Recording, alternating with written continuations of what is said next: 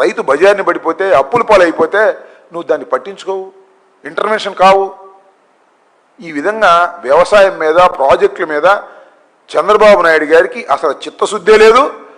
ప్రాజెక్టులో డబ్బుగా చేద్దాం లేదా అమరావతిలో డబ్బుగా చేద్దాం అనే పద్ధతే తప్ప రైతులకు గిట్టుబాటు ధర ఇచ్చి రైతుల్ని ప్రోత్సహించాలనేటువంటి కనీసమైనటువంటి బాధ్యత కూడా విస్మరించినటువంటి వ్యక్తి నారా చంద్రబాబు నాయుడు గారని చెప్పదలుచుకున్నాను.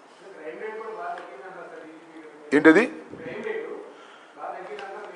అంటే కేసులు పెట్టలేదేమో, క్రైమ్ రేట్ తగ్గట్టు ఏంటండి? ఎంత దౌర్భాగ్యం అండి, క్రైమ్ రేట్ గురించి మాట్లాడతారు.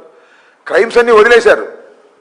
మీరు చూశారు కదా, మొన్న విలేకరిని నడి రోడ్డు మీద చంపేశారు. సరే, ఏ విలేకరు అన్నా కానీ విలేకరే కదా. ఒక విలేకరిని కొట్టారు, సోషల్ మీడియాలో ఏదో చేస్తున్నారని మమ్మల్ని అరెస్ట్ చేస్తారు, అరెస్ట్ చేసి తీసుకెళ్తారు.